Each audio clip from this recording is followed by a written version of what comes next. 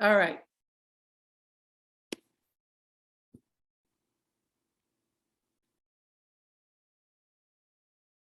Okay.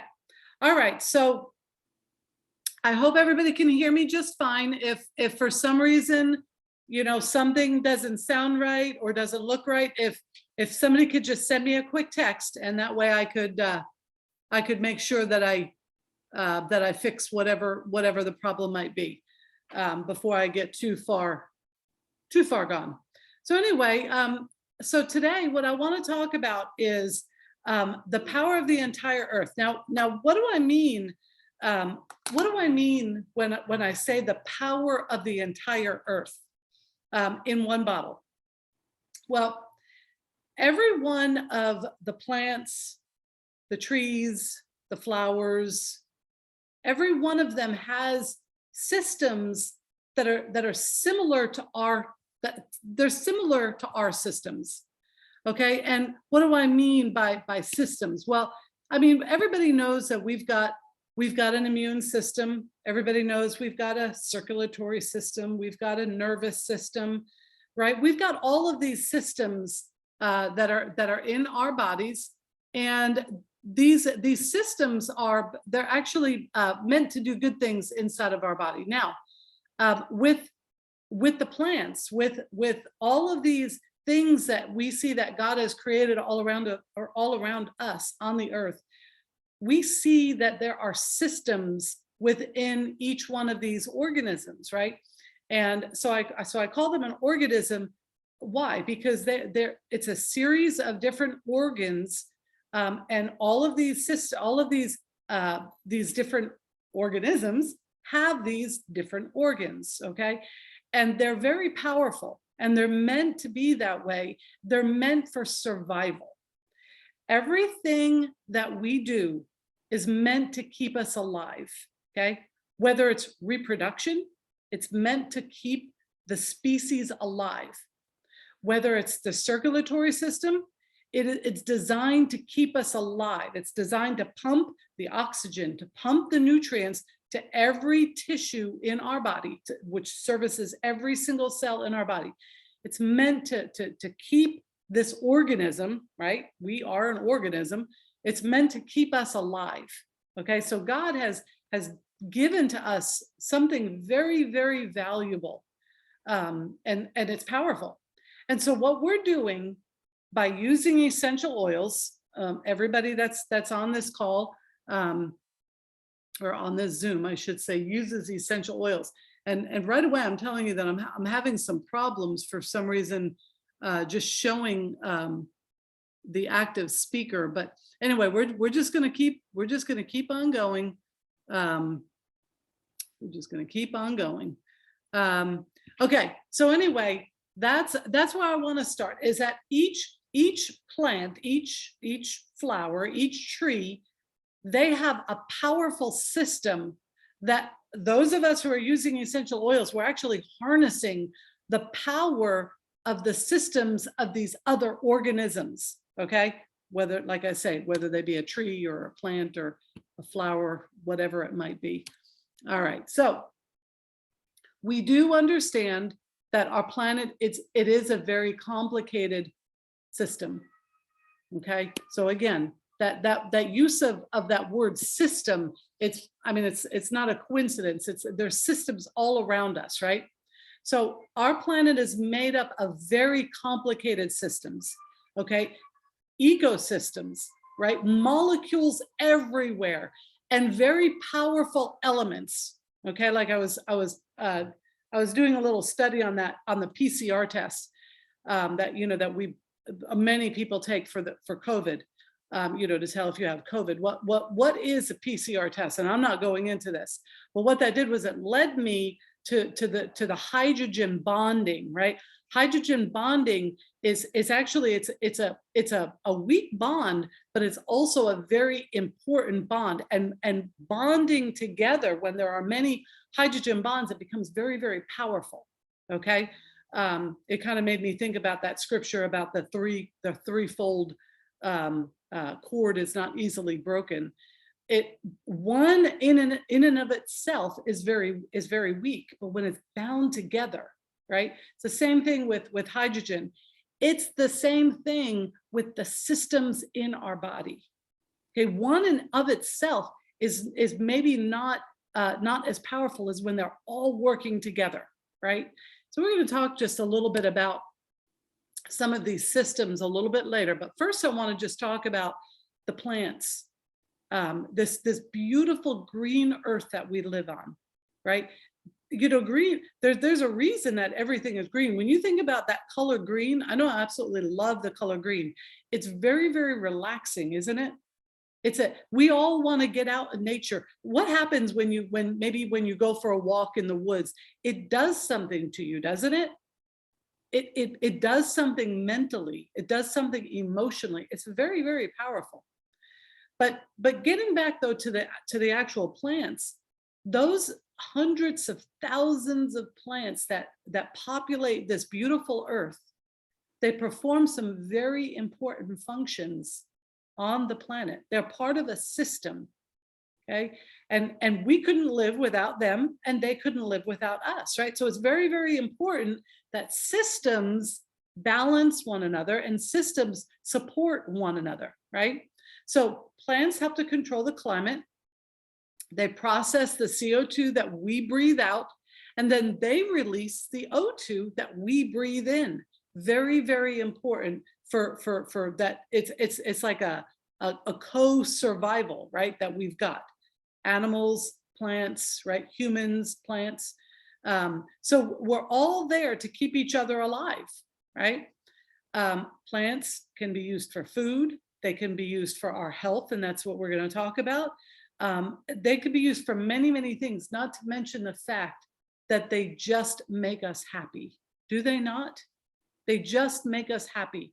I know I absolutely love, you know, having the door open. Like I've got the door opening right now, or open right now, and I just see these beautiful green, you know, plants, and I've got an orchid sitting right in front of me. There's a reason that we have these things all around us, right? There's a reason that we bring greenery into our home. There's a reason that the greenery, we want it to be there. We want it to be all around. It does something good for us. But now I want to talk a little bit about the balance of what we've always had, and that's that natural, the natural medicines, the natural healing, and then some of these new technological advances, right? They're not all bad, but there's some problems there, right? So thanks to innovation and technology, we've been able to actually harness the power of nature to help us. So basically what I'm saying is that we can combine all the new along with the things that we've been having for thousands of years here on the earth, right? So in other words, you know, maybe the idea of, you know, maybe you're sick and, you know, you need medications, whatever, to, you know, to help you, you know, to get rid of that infection. Well, I'm going to go ahead and take the antibiotics. I'm going to go ahead and take them, right? But I'm also going to bring in the power of what I've got, the power of nature, right? The things that God has given to us so that we can actually harness their power and put it into our bodies. So anyway, we can, you know, there's all kinds of safe ways that now we can utilize what God has given to us, because we know a lot more than maybe what we used to know, right? Anyway, I'm not going to spend too much time on all of this, because I really do want to get into the real meat of what I want to talk about. But many regions, and especially the Western regions, many of the Western regions have actually gotten away from using these natural products, right? They've gotten away from maybe like the you know, the ancient Chinese type of, you know, remedies and things like that. I mean, there's been remedies that have been around for a long, long time. And so what happens is, you know, here comes Western medicine, and rather than maybe using, integrating the Western and the Eastern together, a lot of times Western medicine, what they'll do is they'll say, no, we're not taking any of the Eastern medicine. That's why we actually have a hard time now finding doctors that actually want to integrate both, right? A lot of times the doctors are just like, no, just take these pills, right? Take these antibiotics, right? I know yesterday I was speaking to my study doctor. I'm in this trial study, and I had to go and get a COVID test yesterday. Came back negative, by the way, but I had to get a COVID test. And one of the things that he was asking me was that what am I taking, right? Because I have this little cold thing going on, whatever. What am I taking? And so I'm listing off what I'm taking, and I'm like, oh boy, he's probably thinking that I'm crazy over here, and I'm like, well, I'm taking this polyphenol. It's got turmeric in it and all these good things, frankincense. And I said, I'm taking On Guard, which of course he doesn't know what On Guard is. I said, basically, I'm just taking essential oils and a lot of supplements, and he was just kind of nodding his head, it's like, because his mind, and one of the problems actually that's happening in this country as well as other countries is that these people are going to med school and they're learning about pharmaceuticals and how that these pharmaceuticals can help, which they do, but they're not learning about how that a lot of the Eastern medicines, a lot of the herbs, and in the case of what I'm going to be talking about is essential oils, which are actually even more powerful than herbs.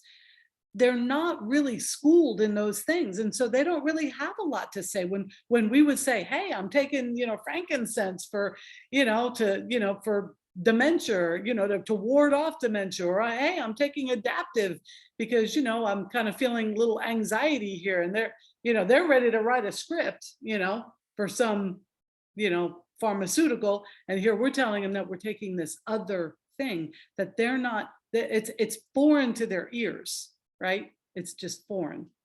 So a lot of the ancient civilizations, they had the right idea because what they were using was all that they had, right? All they had were plants, right? All they had were herbs. That was what they had, and their medicine was found in the food that they ate, and that is so important for us to remember that. And I certainly don't want to be hypocritical here because I've got to clean my diet up quite a bit. I've really fallen off, the past number of months. But they understood. They didn't have the types of food that we have, right?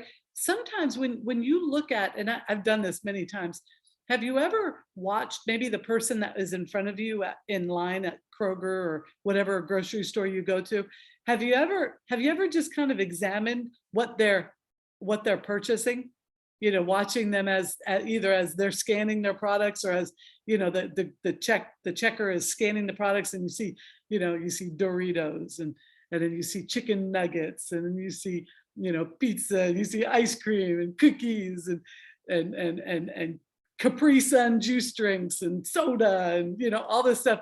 And I often would say to myself, and like I say, I'm not going to be hypocritical here because I got to clean up my diet too now.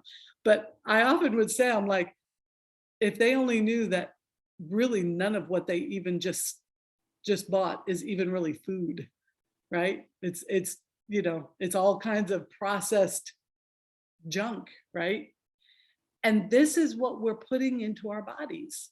And it's no wonder we're sick, right? It's no wonder we're getting, all these diseases. It's no wonder that I got the cold. I feel like I almost deserve to get the cold because I'm making bad food choices, right? Garbage in, garbage out, right? And so it's a lesson for me. So anyway, like I say though, when you go back in time and you see what they ate ate real whole foods, right? And it's no wonder that they didn't have half of the diseases that are out there today. I mean, we are getting new diseases constantly. My code books, I've got it's a ICD-10. It's an International Classification of Diseases. It's about that thick. It's every single disease known to man, emotional, mental health issues, all of the viruses, bacterial infections, every single disease known to man, every neoplasm known to man. Every year, we have to update, like I've got, CPT, or I'm sorry, ICD-10 2021 books. Well, they're outdated now. Why? Because we've gotten new diseases. There's new things coming on the horizon. Well, why is it that we can't even keep up with all of the diseases that are coming out? I mean, it's the air we breathe, the water we drink, the food we eat, right? Anyway, I'm going to get off of that little soapbox there because I want to get into the class. Now, despite the increasing industrialization of our world, many of us are still searching for natural ways, right? And those of us who are here, right? We want something more natural. We want to try something different, right? We don't want to just whatever the doctor says is what I'm going to do and nothing more. Now, I'm not saying that we don't listen to what the doctor's saying, but I'm also saying is that we need to do our own research and bring in other supplements. That's exactly why that word is called supplement, right? It's meant to just bring in something additional, right? Maybe what I'm doing, and then I'm going to add something additional, and hopefully combined, it's going to give me better outcomes, right? A better chance at being healthy, right? So it requires, and this is what I've learned the past couple months, it requires a lot of work to maintain a healthy body. It really does. I was doing so good. I was losing weight. I was eating so clean, back in the summer. And then I jumped off the wagon. And the problem is that sugar is so addictive. It's as though like I'm a drug addict and I'm trying to get off of, heroin or something, it's like, yeah, you just want it, don't you? I've been there so many times. Sometimes when you just take a bite, maybe a bite of a piece of chocolate or whatever it might be, just a bite, what happens? That's not enough, is it? You got to have another bite, right? And then another bite. It is very hard. It requires a lot of work to maintain good health. I know my kids are always fussing at me about exercise and, of course, eating, but mostly exercise. I know my one son, he brought me over an exercise bike, and every time, Mom, are you using the bike? And I'm like, oh, no, it's still sitting there. And it's like, at least I'm not hanging clothes on it or anything, that would be really bad. I haven't gone that far yet, but it sits there, and I can count on one hand, and I've had that bike for probably almost a year now. You can count on one hand the amount of times I've gotten on that silly thing. I don't like to exercise, and I don't think I'm alone in that. I think there's a lot of us that don't like to. So what I'm saying, I'm not, saying, oh, we all need to jump on our exercise bikes or whatever. I'm just saying it does require a lot of work. Right? It requires us to get up and do something, right? So anyway, options. All right, toxic America. And I'm not going to spend a lot of time on this, but what I'm trying to say with this particular slide that I found is the idea that modern life, the life that we live in, literally is poisoning us. I was at my daughter's house the other day. She has a beautiful home. My daughter, she can decorate a home like I mean, it's just awesome. She's just really good. I don't seem to have that talent, but at least I've got, my sister is really good. My daughters are really good.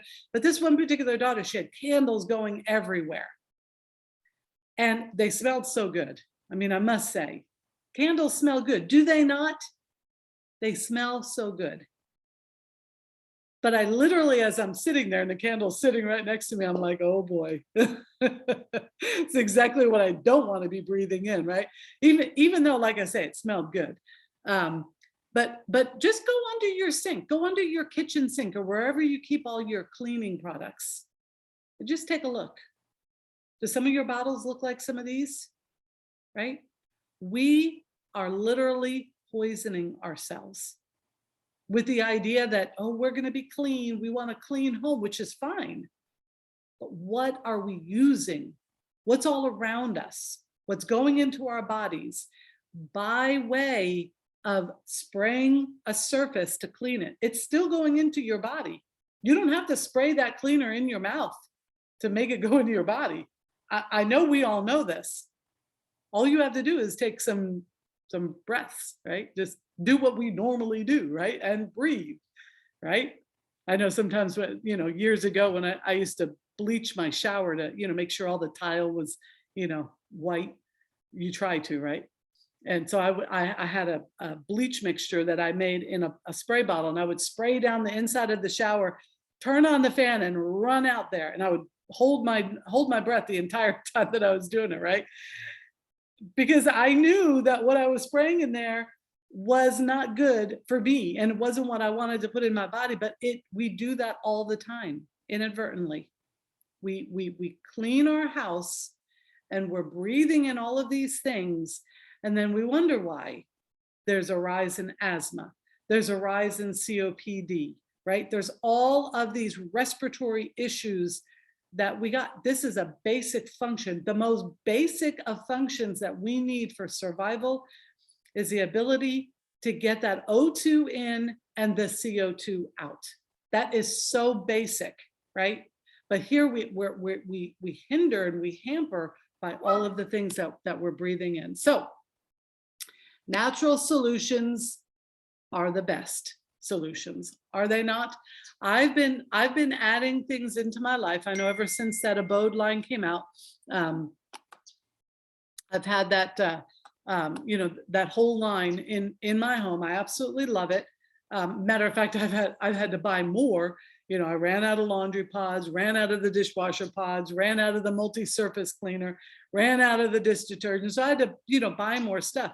But let me tell you, once you go natural, it's almost like you cannot come back from it. You just can't come back from it, right? So natural solutions. So we've established in these short minutes that essential oils can be very, very useful, right? Useful for what? As a supplement, to try to get away from some of those synthetic chemicals, right? To live more holistically, to live more naturally, right? I think that's what we all want to do, is we want to live more naturally. The benefit of each and every essential oil is determined by the plant that it comes from and the chemical properties that it contains, okay? Now, this is where we're going to start talking just a little bit about some of the benefits of certain oils, why you would grab one oil over another for a particular issue that you're trying to target, okay? Why would I grab cypress rather than tea tree when I'm dealing with a circulation issue, right? Why would I grab tea tree and not cypress when I'm trying to deal with some type of a viral overload in my body, right? You see what I'm saying? So there's reasons that we grab one or the other, and a lot of that is determined by the plant that it actually comes from, okay? And then the different properties. Now, the properties we're not going to talk so much about because there's a lot of chemistry in that, and I know Lou, who is here, he just goes on and on. He absolutely loves chemistry, but I'm not as big into chemistry, and I don't really, I don't really have that knowledge as well as he does. But just to understand that an oil might be cleansing, it might be refreshing, or it might boost the immune system, among many other benefits, depending on the profile, okay? That chemical profile and the origin plant, okay? Some you're going to use over another. Here's a perfect example. I went to my daughter's house, the one who decorates really nice, right? And my grandchildren were there. And what I did was I brought some essential oils. I also brought some tea because I wanted to, everybody in my family was getting colds, right? So I brought some teas over, and so I brewed some of that. Has anybody tried that that doTERRA immune blend tea? Oh, my family loves it. They love it, and it really, really helps. But it's an immune blend tea, and it's got some awesome, awesome stuff in it. But anyway, so I was making some teas, and I was given some hand massages, the reflexology thing, right? And why did I choose the oils that I chose? I brought two. I brought balance and I brought elevation, right? So I'm going to choose those as opposed to, I'm not going to bring, let's say, lemon or wild orange to do a hand massage. I'm going to bring a more grounding oil to do a hand massage, right?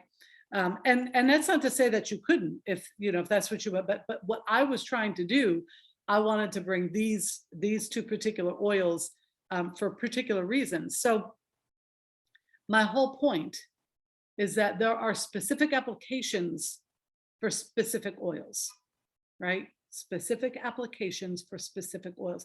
That's really our hardest job as oil users. It's really our hardest job, is just to determine what application for this oil, right? What application for this oil?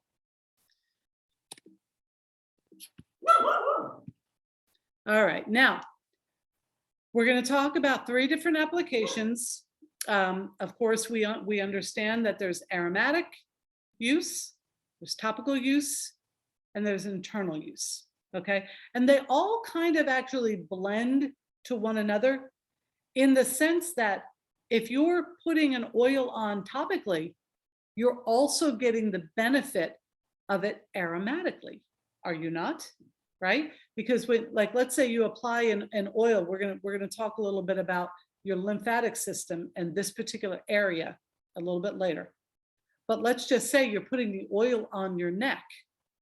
You're also benefiting from the aromatic application because it's directly affecting your olfaction, which affects your limbic system, which is now affecting you emotionally, right? So you're getting that benefit. Right? So what I'm saying is that each one of these application methods, they kind of overlap, if that might be the best word. The same way that if you're, let's say you put on, you put an oil on, let's just say that the same thing, maybe what I'm saying right on my neck. And I'm going to explain to you why I would put oils on my neck and why that is absolutely my favorite place to put oils. We're going to talk about that in just a minute, but let's just say you're putting it on your neck. Is it not absorbing into your skin? Is it not going into your lymphatic system, which in turn is also going into your circulatory system, which, by way, it's entering into every single cell of your body. Okay, so topical use is also in turn going to be an internal use. Okay. So applying essential oils topically or on the skin is safe and effective way of enjoying the benefits that those oils offer your skin, right? And also other functions of the body, like we just talked about. Now, due to their chemical makeup, which, what are they? They're called an oil, right? It's a lipid. Due to that chemical makeup, the oils can very easily penetrate the skin. Very easily penetrate the skin. That's one of the beautiful things about essential oils, is just how readily available they are for us and to benefit us, right? It's not like you got to force it, force it to work. Kind of like an antibiotic. You're forcing that antibiotic to kill some. Antibiotics, we already know they cannot enter the cell, right? Which is the reason, by the way, that viruses are actually just so dangerous, so deadly at times, because we have no effective way of killing them, with the exception of antiviral essential oils or antiviral medicines, right? Viruses do their dirty work inside of the cell, and that cell is surrounded by a lipid membrane. And because it's a lipid membrane, oils can freely pass through it, right? Whereas antibiotics, that cell is saying, do not enter, That's an antibiotic, right? And I'm certainly not downing antibiotics at all. I'm just saying that antibiotics, you know, they've got their time and they've got their place. So like I say, essential oils can easily absorb into the skin. You can prolong the benefits of an oil by using a carrier oil to slow down evaporation. That's one of the really important things about carrier oils, is they slow down that evaporation of that essential oil before it can get into your skin. Essential oils, they're volatile, right? They evaporate very, very quickly, right? But the carrier oil allows it to penetrate, right? And it also allows a greater surface area, you know, so that it can actually penetrate your skin in a larger surface area. Okay. All right. Another helpful way of applying essential oils is to the bottom of your feet. Okay. Very, very good area to apply essential oils is on the bottom of your feet. Well, why? Have you ever heard of the term thick skin? We all have, right? And usually we hear it like, you know, maybe when somebody's very emotional or whatever, you're like, come on, get some thick skin, you know, or whatever. Well, it is actually a real thing. Okay, we've got thick skin on the palms of our hands and on the soles of our feet. And it's there for a reason, right? Because these are the industrial areas of our body, our hands and our feet, right? They take so much pressure each and every day, right? Try not using your hands for a day. Try not using your feet for a day, right? They do a lot of work and they get a lot of friction. There's a lot of contact to surfaces, to things. So they've got a whole different skin system. It's called a thick skin. And they're less prone to things that are sensitive for obvious reasons, right?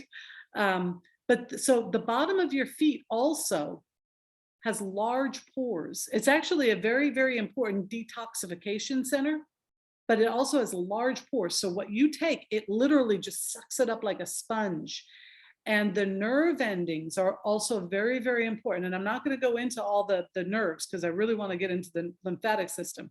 But there's a lot of nerve endings that are also on the bottom of your feet. So it's a very, very good place to apply essential oils, especially those essential oils that maybe you don't care for the smell. You know, you put them on the bottom of your feet and put a sock on, and you know, it's like you don't really have to smell, you know, like I don't really care for the smell of oregano. And so the bottom of my feet is an excellent place to put it, right? Although, you know, I still smell like a pizza pie when I put it on. All right, we're going to go into the lymphatic system. This is really what I want to talk the most about, the lymphatic system. The lymphatic system is actually a system that it actually runs parallel in many cases to our circulatory system. All right, I just saw Linda drinking. I have not drank. Hang on one second. All right, it's an absolutely awesome system. And like I say, most of the time, you're going to find that wherever there are arteries or veins or capillaries, venules, you're going to find lymph tissue. You're going to find lymph nodes. You're going to find lymph vessels. Okay. So lymph nodes are part of the lymphatic system. They're little round, they're kind of like little beans kind of thing, like a kidney bean or something. They're part of the lymphatic system. They're small and they're distributed throughout the body. But there are places where they are more concentrated than in other places. One place is in the neck. The other is in the axillary region, which is your armpits. And the other is in your groin area. Okay, this is where they are most concentrated. And there's going to be a reason why I'm saying this. Somebody is not muted. I'm going to mute everybody again. Okay, so the lymphatic system is very important in our body. It helps to transport fluids, not blood, but other fluids. Jessica or Leah, could you do me a favor and mute yourself? Thanks. So it helps to transport fluid containing nutrients and waste matter between the bloodstream and the tissues. Okay, now I'm not going to go into a lot of, you know, the science stuff with it, but I wanted to show this picture because I wanted you to see the interaction between the lymphatic system and the circulatory system. They work hand in hand with one another. Okay, now the lymphatic system or the lymph vessels, they're very leaky. What does that mean to be leaky? It means that they allow a lot of things in and out.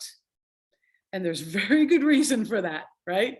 They're allowing all of the white blood cells and the lymph fluids to get out and to do the work that they need to do in your circulatory system, okay? So lymph flow is important to maintaining good health.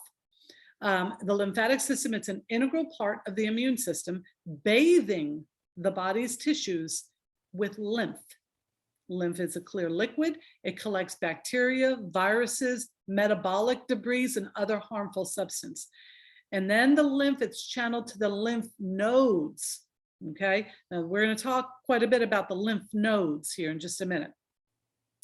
In the lymph nodes is where all the foreign substances are destroyed. Okay, there's an awful lot of immune cells in those lymph nodes, even more. There are some in the lymph vessels, but in those nodes, there's an extra concentration of them. And we're not going to go into all the science with that, but just understand that foreign substances are destroyed in those places. Okay, they're rendered non-functional by various white blood cells or lymphocytes, and there's a whole lot of lymphocytes. The spent lymph, okay, or what is being used up to, you know, maybe it's phagocytosis or lysis, whatever it would be that they're using to destroy these enemy invaders, all of those are collected by the circulatory system and flushed out of the body. Okay, so really, really important to understand the integration and the interaction between these two systems. Okay, it's actually, when you're talking about the circulatory system, you almost have to include the lymphatic system because they just work so hand in hand. Just like what I was saying, systems, just one particular system is not nearly as strong as when it's got other systems supporting it, right? Okay, so what happens when lymph nodes swell? Right? That's usually when we feel it, when things are swollen, right? We feel it when, you know, when there's pain or there's, you know, swelling or there's inflammation. That's when we feel it, right? Our lymphatic system is working and destroying enemy invaders 24/7, and we don't feel most of it. But we do feel it now when the lymph nodes start to swell up. That's when we are being inundated. And that's usually when we become symptomatic.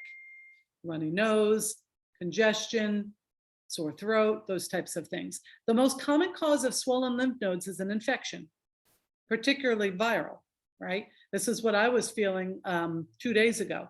You know, my neck was just, it was like, wow, what is going on? Do I have COVID? Do I have Omicron? You know, I'm thinking, oh boy, where did I get it? Now I can't go anywhere, you know, all those things that we think about, right? But there's also possible reasons that our lymph nodes can actually swell. So it's not just a virus. It could be many things. It could actually be, it could be a bacterial infection, right? It could be strep throat. It could be an ear infection, which, you know, could be bacterial or viral. It could be mono. I remember I had mono when I was a kid. I still actually have a swollen gland behind my, it's on my mastoid bone, and it's never gone down from when I was a kid, right? You could have swollen glands from HIV, from tuberculosis. Has anybody ever heard of cat scratch fever? It's not just a song, right? I know some of us oldie people here, we might have heard that song back when we were a kid. right? I know I did. Ted Nugent, right? We were rock and roll people, Ted Nugent. But it's also an infection. And I got the infection. Why? Because we were breeding cats, and I got in the middle of a stud, well, two studs, and I'm pulling them apart, right? I'm just a kid. I don't know what I'm doing. I'm just helping out, right? Pulling the studs apart, the two male cats, which cats are very aggressive. I think cats are way more dangerous than dogs any day, hands down, right? But anyway, I'm pulling the two male cats, the two studs apart, and one of them scratched me, right? I mean, of course, you duh, you're going to get scratched if you get in the middle of a cat fight, right? Well, a couple days later, every lymph node under my arms and down was swollen. I was like that what do you call Pillsbury Doughboy? It's like I'm standing out like this. All my glands were swollen. My mom took me to the doctor, and they diagnosed me with this cat scratch fever. I thought it was the funniest thing ever. It's like, come on, are you serious? It's a real thing. But that's another reason why lymph nodes get swollen. But it's very, very good that our lymph nodes swell. Okay, cancers, lupus, rheumatoid arthritis. There's all kinds of reasons that our lymph nodes swell. Now, why do I have geranium on the screen? Well, as I said at the very beginning of this Zoom, I'm house sitting, right? I've been house sitting for it's been about a week now, and so I don't have all of my oils with me. I just have a couple of them, and I have geranium. Why? Because I absolutely love geranium. I use geranium as a perfume. I use it every day, every day. Well, what happened was, as I always do, I give myself a neck massage pretty much every single morning, sometimes several times a day. And what is a neck massage actually? This is a lymphatic massage. And I'm going to teach you guys how to do this. And I was doing it with geranium.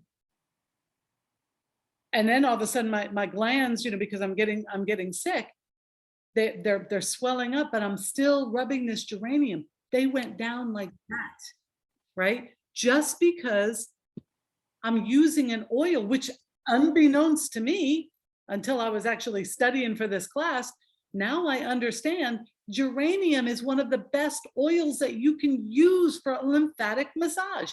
And here I was using it already, and it worked, right? It's particularly useful when dealing with inflammation. Does anybody have inflammation in their body? If your heart is beating, you've got inflammation, right? We all got inflammation, right? It's an important process, but there are also reasons that we want to minimize some of that inflammation, right? We need inflammation, but we want to be careful that the inflammation, because what inflammation is, it's a cycle, right? If anybody understands the inflammatory responsive process is actually a process that goes on in our body, and it's cyclic. And so inflammation in and of itself is good, but too much of it, and you get on that hamster wheel and you can't get off. And people are literally in perpetual states of pain. And that's what we don't want, right? So geranium was what I began to use. Now, there's also other essential oils for swollen lymph nodes in the neck, in the armpit, behind the ears. We're going to talk just about that. We've got oregano is probably one of the big powerhouses, right? All of these oils that I'm telling you, we're going to end with talking about a lymphatic massage.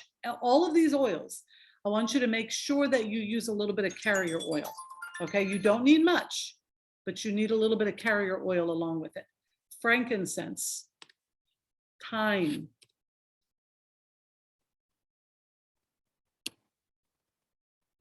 we've got tea tree, we've got ginger, and then of course, lemon. Now, myrrh is something that's a little bit new to a lot of people, but myrrh, there are so many medicinal benefits too. One of them is your lymphatic system. Okay, so this is the best picture that I could find as to what I'm going to describe. This is a lymphatic massage. Okay, so you start right here on your clavicle area, and you find that little notch there, and you just do little percussion taps. Okay, this is where you start. Then you move up here, and only in a down, never going back up. You release the pressure going back up, and then you just always moving it down. You want everything to move down. What this is doing is this actually helps to drain all of the lymph, because you've got lymph nodes, you've got lymph nodes up here, and you want everything to drain. The back of your neck, pushing down very, very gently. You don't have to do this. You don't have to do this really, really strong. You don't have to put a lot of pressure in this. You just got to do it, right? And then the one around the ears. So you take your hands, just kind of separate and just on either side, just in gentle downward motion. And what this is called a lymphatic massage. Now, coupled with geranium, frankincense, myrrh, some of these oils, you don't have to use all of them, but try a couple different ones. Like I said, I've been doing it with geranium. You know, another thing that I've been using along with the geranium is I'm putting a little bit of immortelle, because immortelle has got some awesome stuff in it, right? So I'm also using a little bit of immortelle along with it.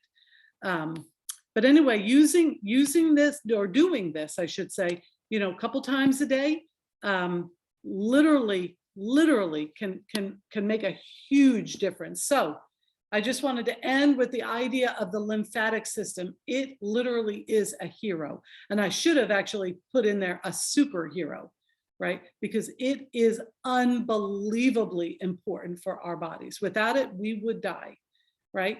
It saves the day every day from enemy invaders, and they're always trying to come in. They're relentless. They never stop, right? As long as we are here, there's going to be viruses, which is, I believe, this is one of the things that we as society are coming to terms with, is that we are not going to beat COVID. We are just going to learn how to live with COVID, right?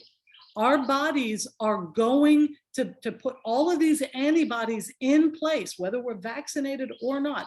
Our bodies, now this is not an anti-vax. I am not anti-vax. I'm actually fully vaxxed. But what I'm saying though is that our bodies know how to do it. You put the proper things in your body and strengthen your body, and our bodies make antibodies that actually can help to kill. And where are all those antibodies located? Well, we've just been talking about it in the lymphatic system, right? And so what happens is the monocytes or the phagocytes, they grab it out of the circulatory system, and they go into the lymphatic system. They present it to a T cell there in your lymph node, and they say, is this good or is this bad? And there are some times where the T cell says, leave it alone. That's nothing wrong with that. And then there are other times where it says, all hands on deck. We got a problem here, right? That, in short, is what our lymphatic system is doing every single day for us. So anyway, this is the end of my class, and I am going to, what do I do here? Stop the share, and I've got to pause.